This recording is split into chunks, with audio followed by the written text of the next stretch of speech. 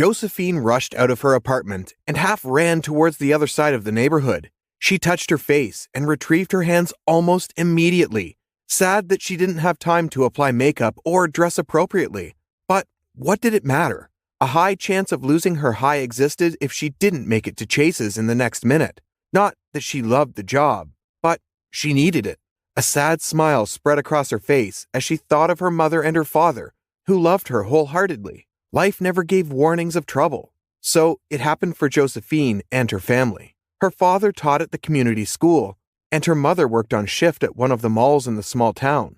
They didn't possess the best material things, but Josephine got to attend school and live a moderate life. She appreciated their efforts and paid attention to doing her best in school, too. She planned to study hard and become a veterinary doctor. Her love for veterinary medicine stemmed from their neighbor's farm. Their neighbor, more appropriately, Josephine's landlord, owned a farm where he reared cows, chickens, pigs, and other farm animals.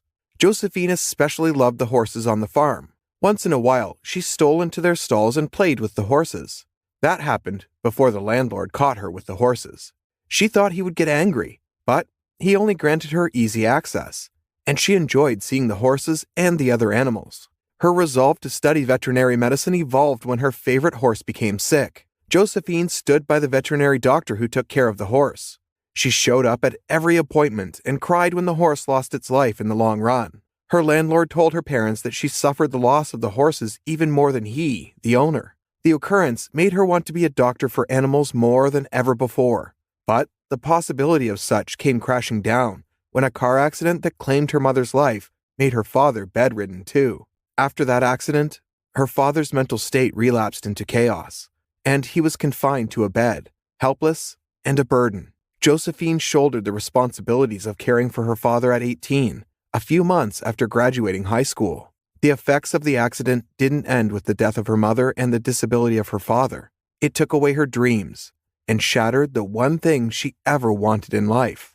The energy she previously channeled into getting admission to the university changed to seeking a part-time job to earn as much as possible. She started working as a waiter in some restaurants.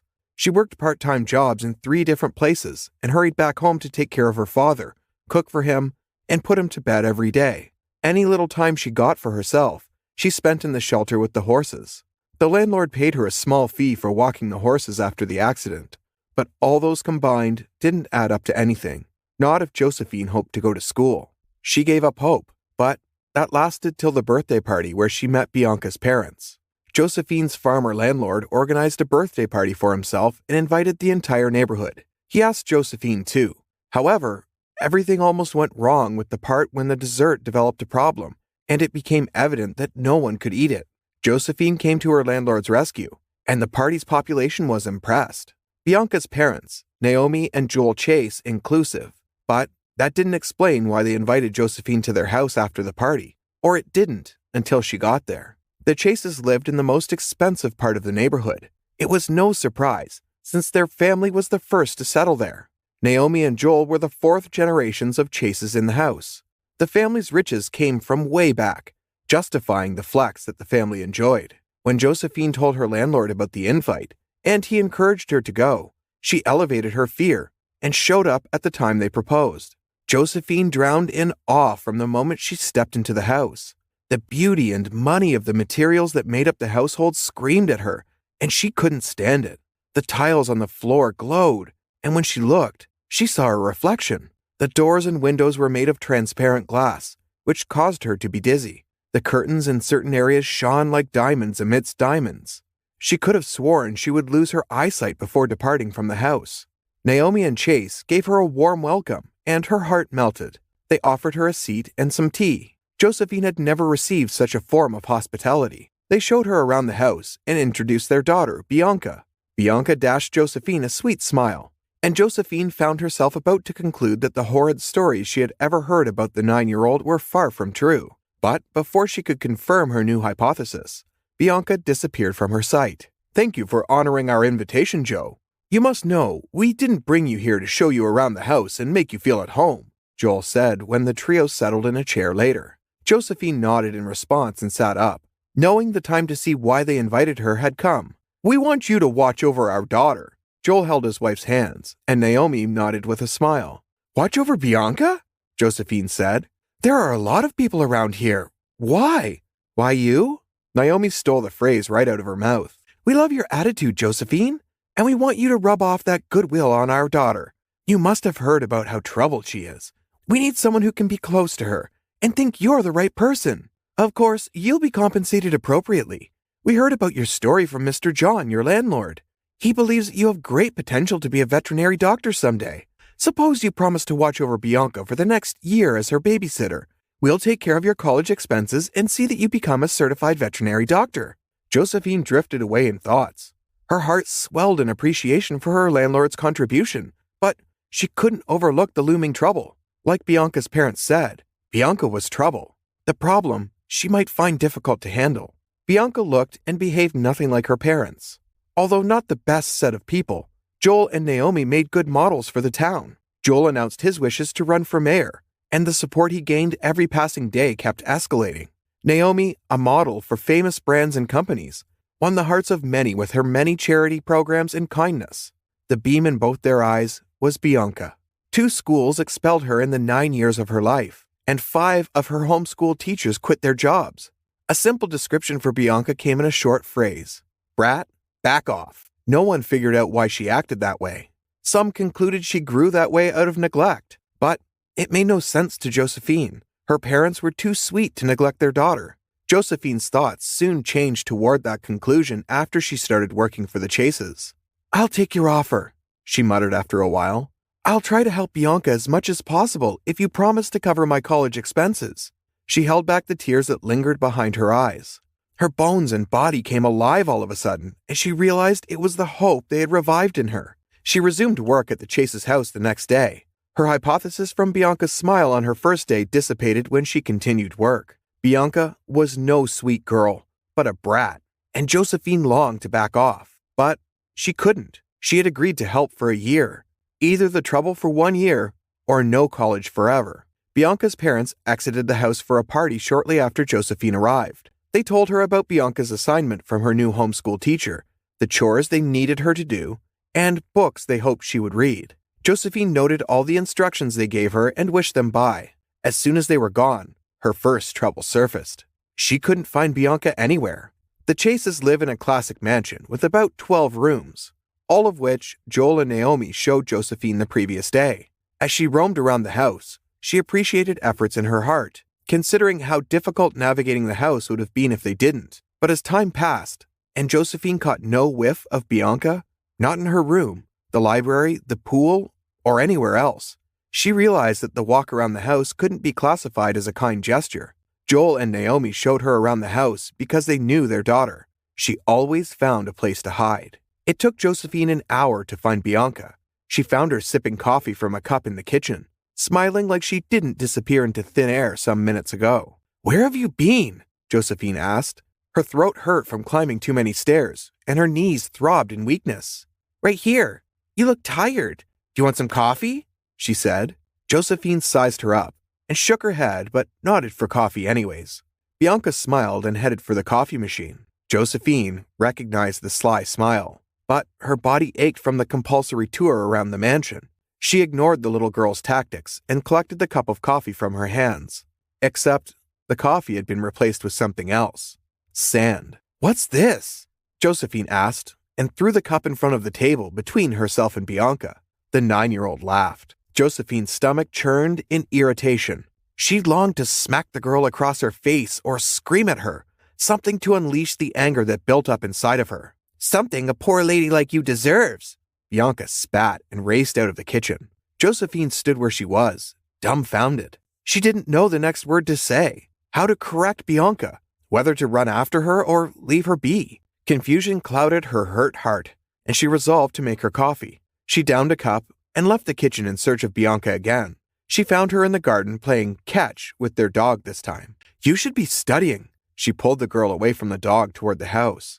Bianca screamed, and Josephine shook from the shock, reminding herself to have expected such an attitude. I'm not studying.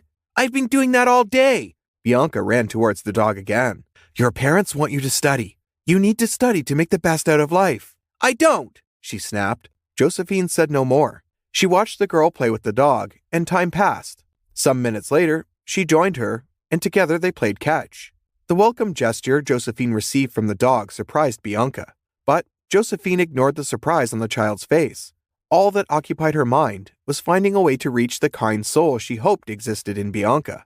Josephine didn't have to beg Bianca to do her assignment. When she got tired of playing, she called Josephine to help her with her studies and also the chores her parents requested she does.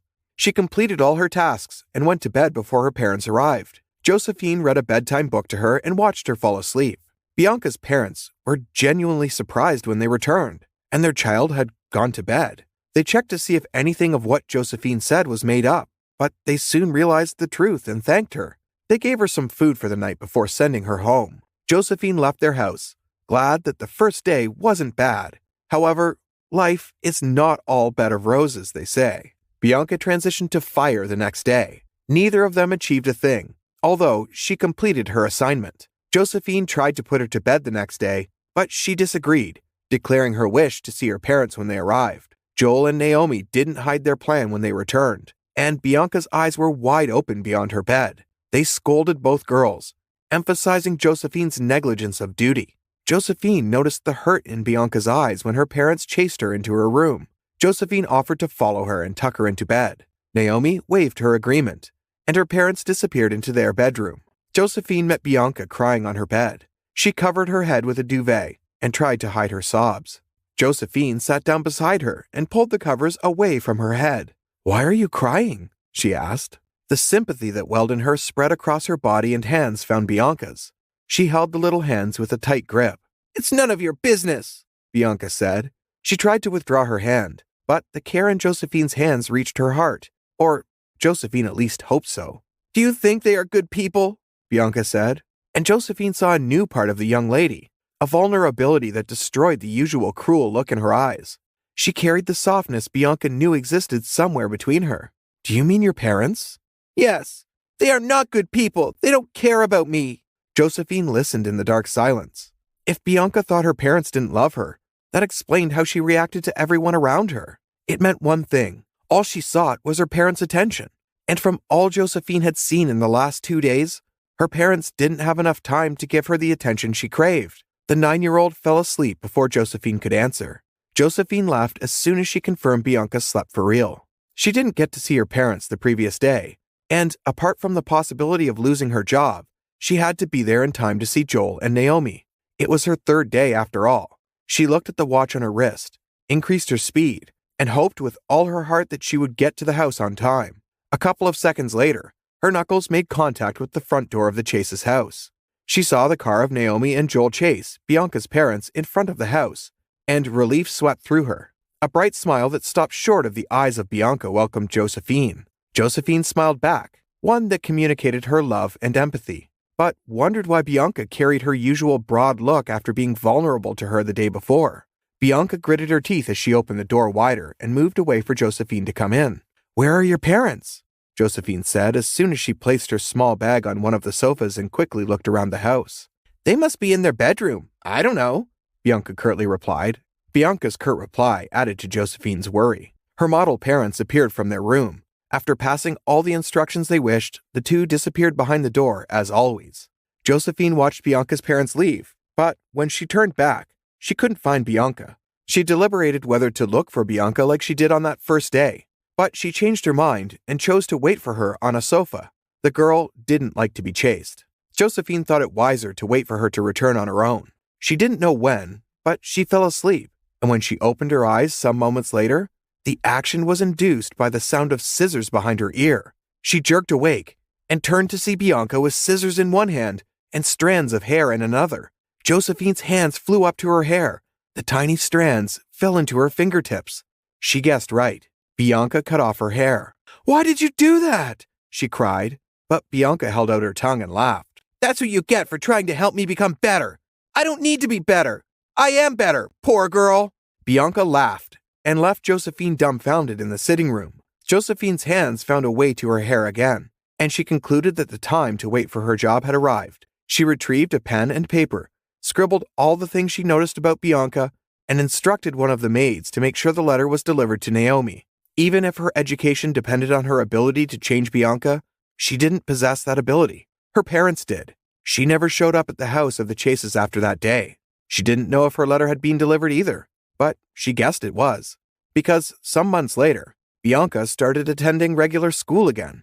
Josephine got some money with a letter asking her to attend veterinary school. Somehow, her dream ended up coming true with her kind little gestures. Bianca became a better person too.